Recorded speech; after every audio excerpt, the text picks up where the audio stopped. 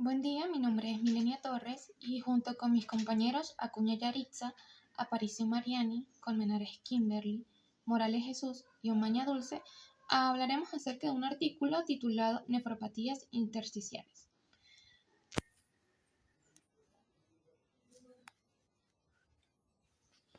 Dicho artículo fue publicado en diciembre del año 2012 en la revista Nefrología al Día. Esto fue hecho por Gema Fernández y Esther González del Servicio de Nefrología del Hospital Universitario Fundación Alcóncor, así como también por Fernando Caravaca del Instituto de Investigación del mismo hospital en Madrid. Su última actualización fue realizada en enero del año 2020.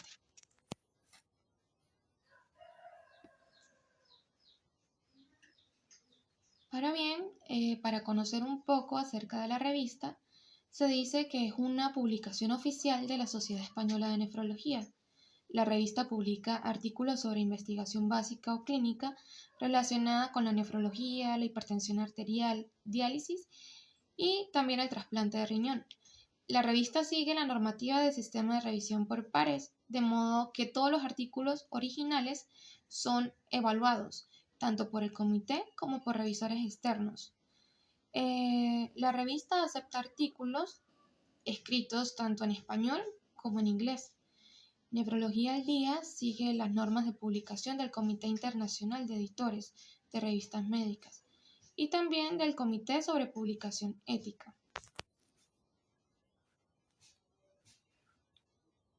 Ahora bien, para conocer un poco de lo que se trata el artículo, haré una breve introducción de lo que más adelante mis compañeros hablarán con más detalle.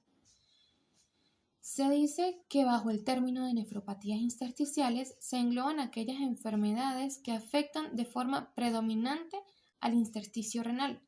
Aunque pueden encontrarse afectados todos los integrantes del parénquima renal, se requiere que la lesión estructural y la agresión patológica se localicen en el intersticio para que de esta manera se pueda calificar como intersticial a una afección renal. Por otra parte, debido a que las células del túbulo renal presentan anomalías histológicas y funcionales, en todas las nefropatías intersticiales, algunos autores la definen como nefropatías túbulo-intersticiales. Se dividen en dos grandes grupos, las formas agudas y las crónicas, ambas con una etiología diversa. Del mismo modo, podríamos decir que la insuficiencia renal aguda es la manifestación más destacada de las formas agudas, mientras que las formas crónicas presentan un cuadro clínico poco expresivo en la mayoría de los casos.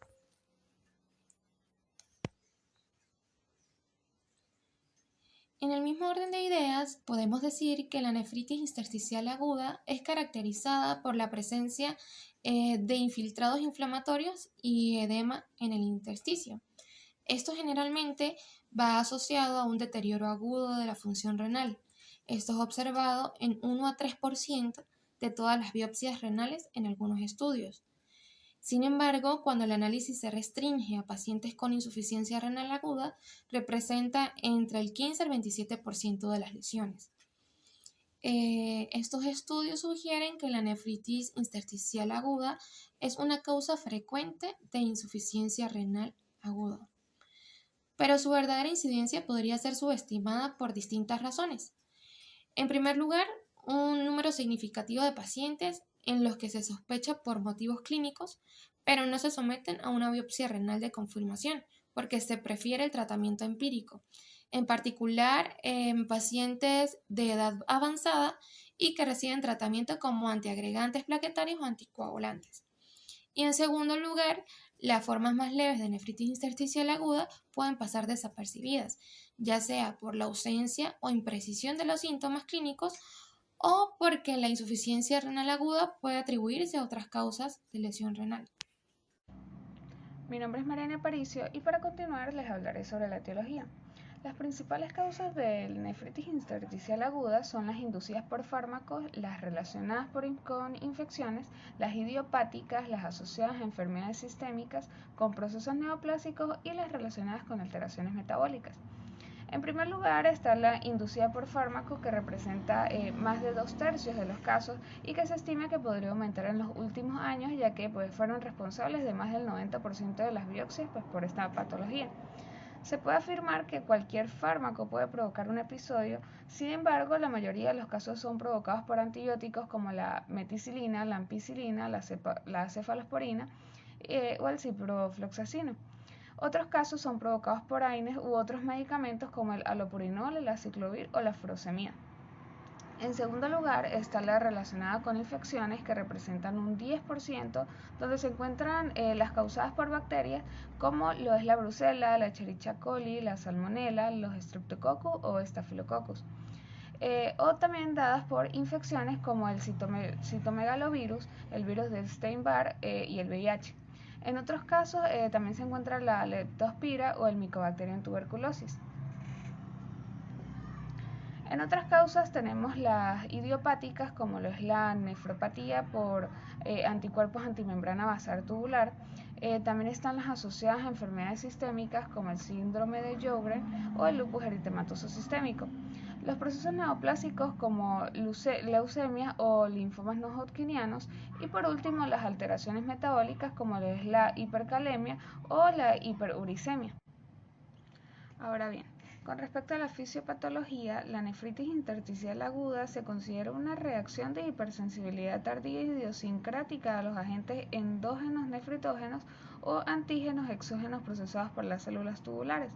Se sabe que la patogenia de la nefritis intersticial aguda más común pues es inducida por fármacos, pues también se cree que tiene una base inmunológica, como pues lo indica la aparición relativamente frecuente de manifestaciones extrarrenales de hipersensibilidad, independientemente de la dosis de la recurrencia de la nefritis después de la reexposición al fármaco responsable.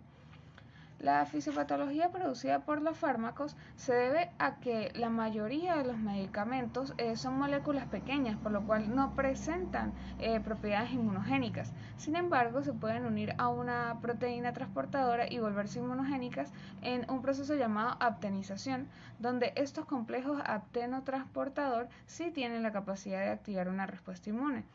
De tal manera que en algunos casos el medicamento actúa como un proapteno y se fija y requiere ser metabolizado a un compuesto reactivo, uniéndose a las proteínas para realizar la aptenización, iniciándose así pues una reacción de hipersensibilidad inmunológica.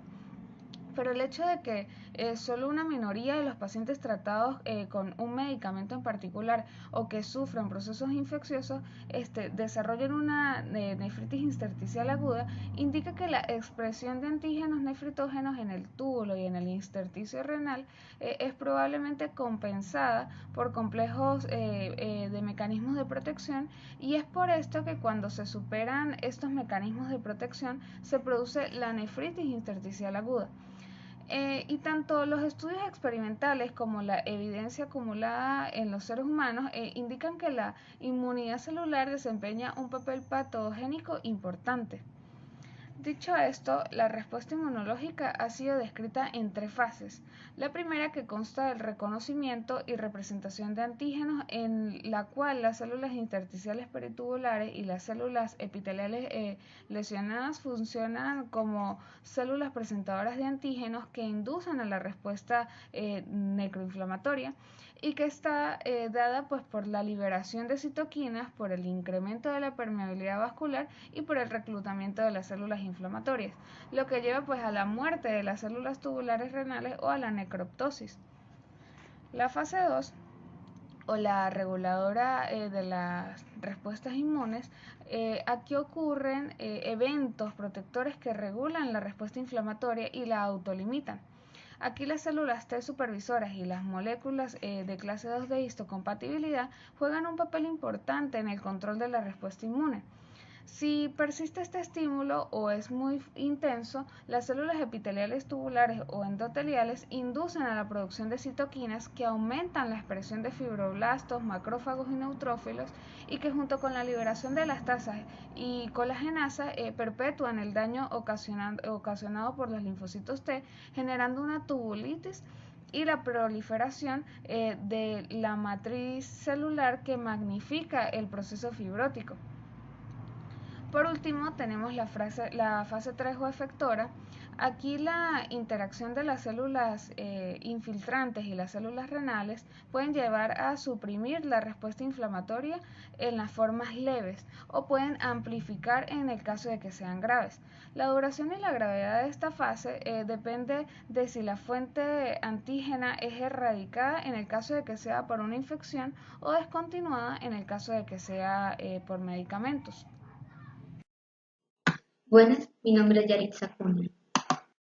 Les voy a hablar sobre la anatomía patológica. Los infiltrados de células inflamatorias de la nefritis intersticial aguda pueden disponerse de una forma difusa o parchada e implica más lo que es la corteza que la médula. El edema intersticial es un hallazgo típico. Los infiltrados intersticiales se componen principalmente de linfocitos, siendo los CD4 lo más abundante, macrófagos, eosinófilos y células plasmáticas. Los granulomas intersticiales pueden observarse en algunos casos de nefritis intersticial aguda por fármacos, pero hay que tener en cuenta la posibilidad de que se trate de una sarcoidosis, tuberculosis u otras infecciones que se encuentren. Se observa un infiltrado compuesto por linfocitos en su mayor parte y en menor proporción por células plasmáticas, eosinófilos o neutrófilos.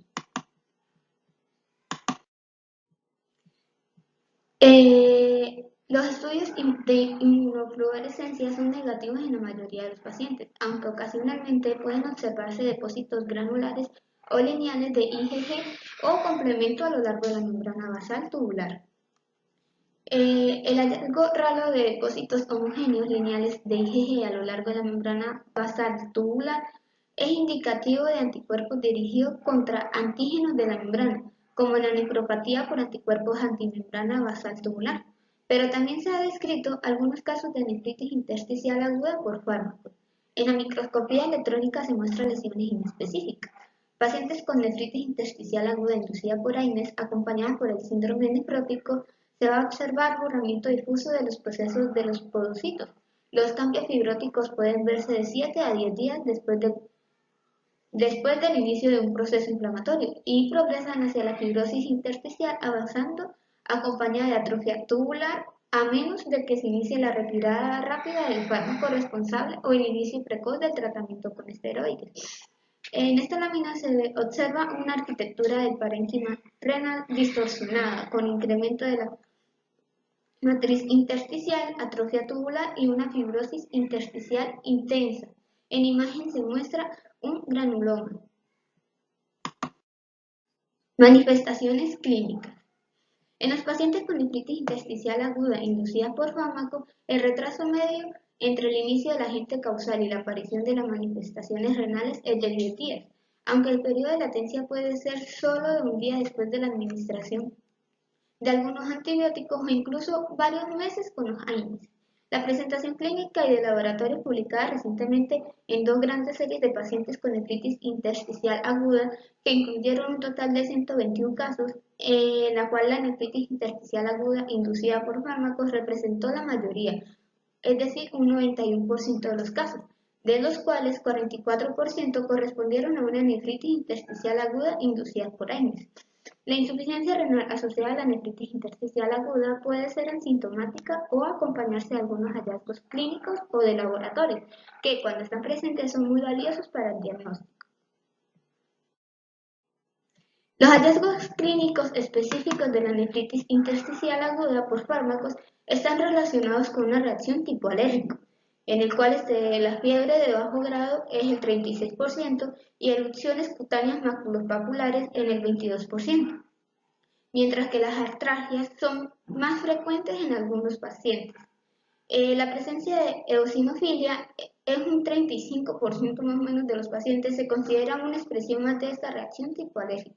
Una característica es que esta eosinofilia es significativamente menos frecuente en las nefritis intersticiales agudas por AINES que en otros tipos de nefritis intersticiales agudas inducidas por otros fármacos. Otro cuadro clínico caracterizado por insuficiencia renal aguda o subaguda, eosinofilia y lesiones de la piel es la enfermedad renal ateroembólica, que debe considerarse en el diagnóstico diferencial de la nefritis intersticial aguda, especialmente en los ancianos. En las primeras publicaciones sobre la nefritis intersticial aguda se hizo hincapié en la importancia diagnóstica de la tríada clásica de fiebre, erupción cutánea, eosinofilia. Sin embargo, solo la minoría de los pacientes, menos del 10-15%, mostraron estas tres características juntas en las últimas fases. Mi nombre es Kimberly Colmenares y para continuar les hablaré sobre efectos de los medicamentos en la nefritis intersticial aguda. Tenemos el tratamiento conservador, ¿sí? Basado en casos de nefritis intersticial aguda inducida por meticilina, presentan esta afección inducida por fármacos como una entidad benigna, con una mejoría rápida de la función renal después de la eliminación del agente inductor. Sin embargo, estudios posteriores con un mayor número de pacientes y un mayor tiempo de seguimiento revelaron que una porción significativa de pacientes, que iba del 30 al 70%, no recuperó totalmente su función basal. Por otro lado, en algunos estudios, el grado de fibrosis intersticial ha mostrado un claro impacto en el riesgo de insuficiencia renal crónica después de una nefritis intersticial aguda inducida por fármacos.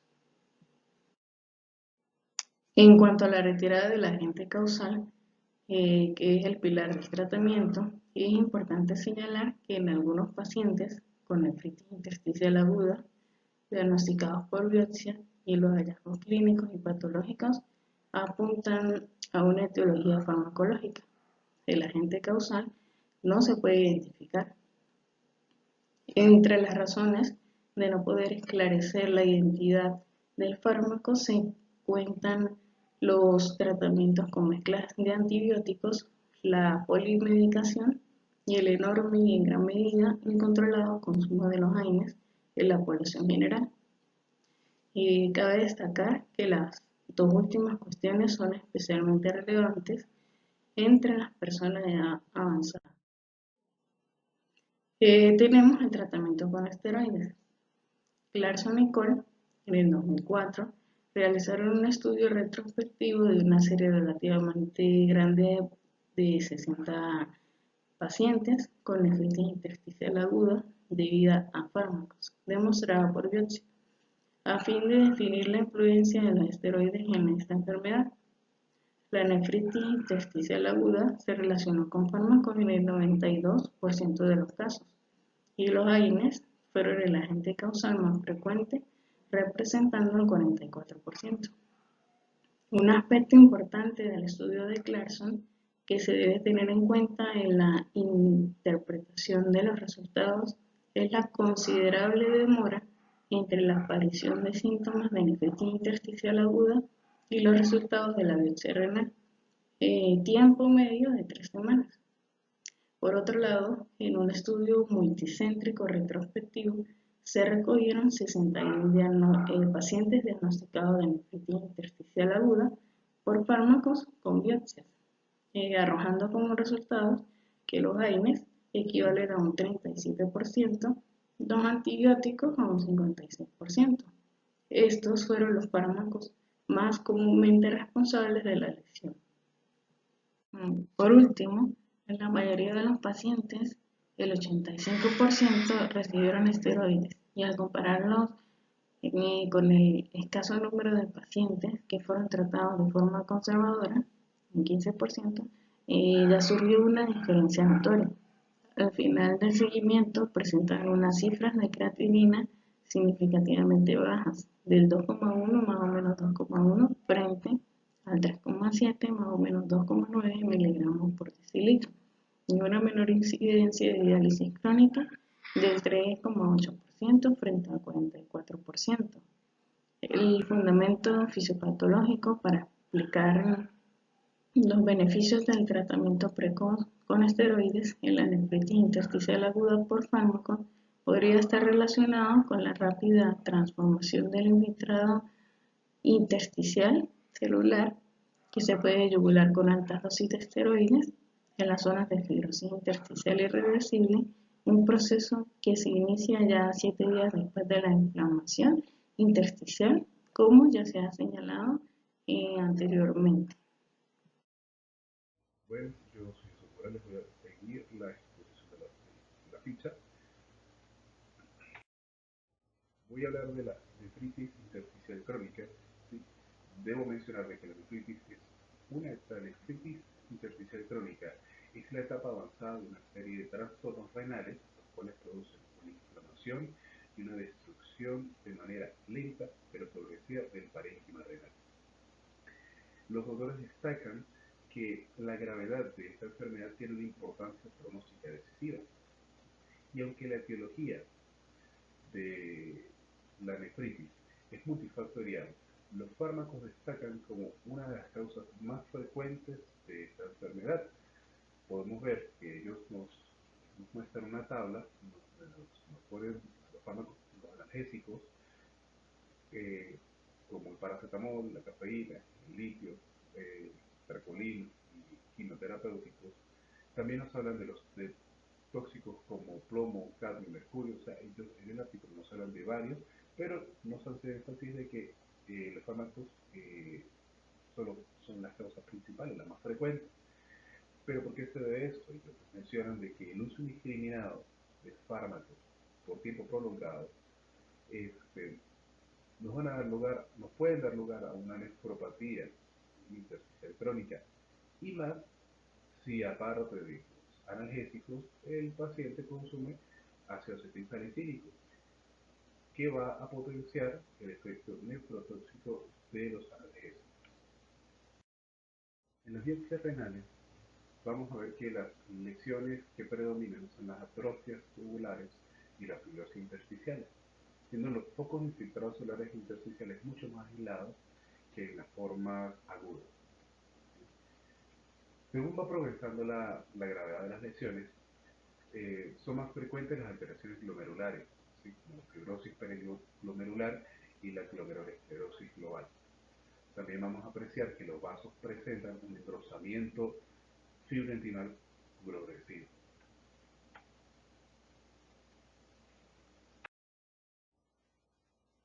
Frente a las manifestaciones clínicas, estas se suelen presentar de una evolución lenta, clínicamente poco expresiva, con síntomas inespecíficos, y solo la detección puede ser con datos muy específicos, un análisis muy analítico que nos oriente a este diagnóstico. Vamos a ver que las características que vamos a encontrar en el paciente son una pérdida de la concentración de la orina, que se manifiesta por la presencia de poliguria, polidipsia o mixturia. Vamos a ver que el paciente puede presentar hipotensiones arteriales, astenia, hiponatremia y una predisposición a episodios de insuficiencia renal. Esto debido a que la función de reabsorción tubular en el paciente está alterado. Ellos en el artículo nos hablan o nos dicen que el paciente pierde sal. ¿Okay?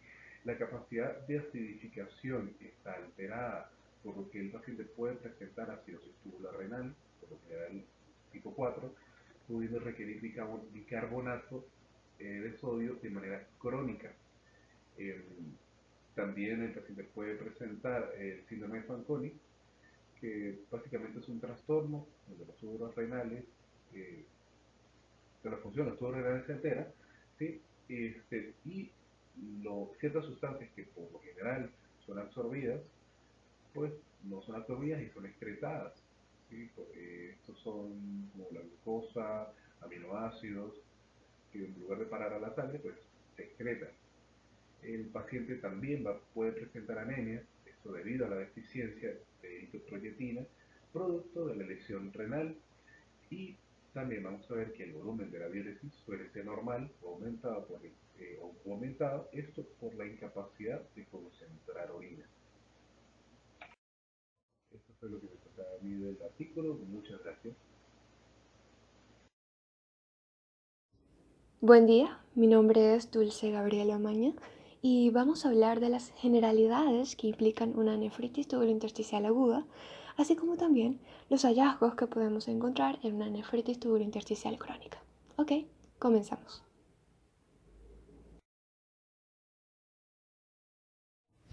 En la mayor parte de los casos, los síntomas asociados a una nefritis intersticial aguda son inespecíficos, incluyendo malestar general, náuseas o vómitos.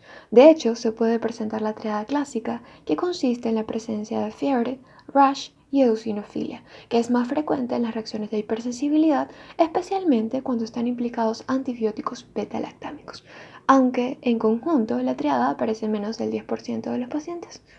La fiebre puede ser de bajo grado o intermitente o puede no estar presente en algunos casos. Por otro lado, las erupciones cutáneas suelen ser maculopapulares o morbilliformes, aunque también pueden desarrollarse eritrodermia difusa o necrólisis epidérmica tóxica.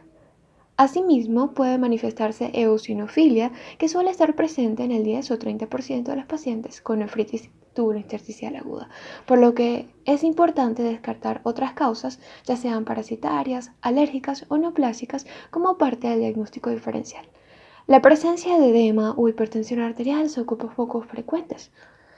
Es claro que la posibilidad de una nefritis intersticial aguda debe ser considerada en todo paciente con deterioro de la función renal de curso agudo o subagudo sin una clara etiología, y en particular en pacientes polimedicados. Sin embargo, a pesar de que los fármacos son su principal etiología, se deben descartar otros procesos patológicos, ya sean sistémicos o infecciosos. Sin embargo, en la nefritis tubulointersticial crónica, ocasionada por toxinas, desórdenes metabólicos, hipertensión y enfermedades hereditarias, produce un cuadro simétrico y bilateral. Ahora, cuando la nefritis es crónica, se debe a otras causas y la fibrosis renal puede ser de manera desigual. El daño tubular crónico produce infiltración y fibrosis graduales en el intersticio, atrofia y disfunción tubular, así como también un deterioro gradual de la función renal, que en general se produce a lo largo de los años. Es usual que no haya edema y la presión arterial es normal o levemente elevada en las primeras etapas. También puede desarrollarse poliuria y nocturia. En general, los hallazgos de la nefritis tubulointersticial crónica son similares a los de la nefritis tubulointersticial aguda, aunque los eritrocitos y los leucocitos en la orina son infrecuentes. Como la nefritis tubulointersticial crónica es insidiosa en su aparición y la fibrosis intersticial es común. Los estudios por imagen nos pueden mostrar los riñones de un tamaño reducido, con signos de fibrosis, atrofia y asimetría. En la nefritis tubulointersticial crónica, particularmente la biopsia renal, a menudo no se realiza con fines diagnósticos, pero ha ayudado a caracterizar la naturaleza y la progresión de la enfermedad, de manera que los glomerulos varían desde una estructura normal hasta una pérdida total de las mismas, los túbulos pueden estar ausentes u atrofiados, y a su vez los mismos pueden variar en su diámetro, pero pueden mostrar una dilatación marcada. De hecho, se puede observar un depósito de colágeno y presencia de fibroblastos en el espacio intersticial que conducen hacia una fibrosis.